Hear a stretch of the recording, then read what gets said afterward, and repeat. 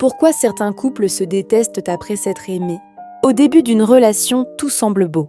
On se comprend facilement, on se pardonne vite, on fait des efforts sans même s'en rendre compte. Alors une question importante se pose. Pourquoi certains couples, qui s'aimaient profondément, finissent par se détester? Avant de répondre à cette question, merci de vous abonner à la chaîne, de liker la vidéo et de la partager autour de vous. Cela peut être utile à beaucoup de personnes.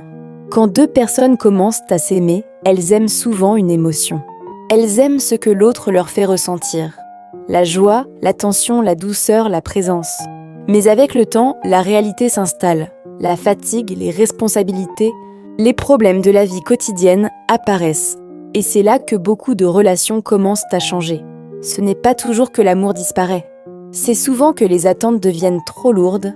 Chacun attend que l'autre comble ses manques, apaise ses blessures, rende heureux sans effort. Au début, on ne voit pas les défauts, ou bien on les minimise.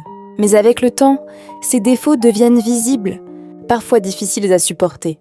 Quand il n'y a pas de dialogue sincère, quand les frustrations ne sont pas exprimées, elles se transforment en silence, puis en colère intérieure.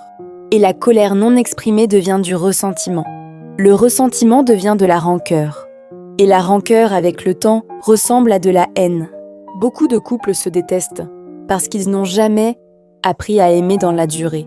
Ils ont appris à aimer quand tout allait bien, mais ils n'ont pas appris à aimer quand c'est difficile. Aimer, ce n'est pas seulement ressentir. Aimer, c'est accepter, c'est faire preuve de patience. C'est apprendre à pardonner sans humilier, à parler sans blesser. Quand l'amour n'est pas accompagné de maturité et de responsabilité, il devient fragile, et ce qui était source de bonheur devient source de douleur.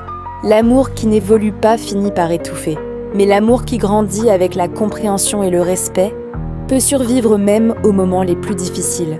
Que Dieu nous préserve dans nos couples, qu'il nous aide à aimer avec sagesse, patience et sincérité, qu'il protège les foyers déjà construits et qu'il guide ceux qui aspirent au mariage vers des partenaires, avec qui l'amour sera une paix et non une souffrance.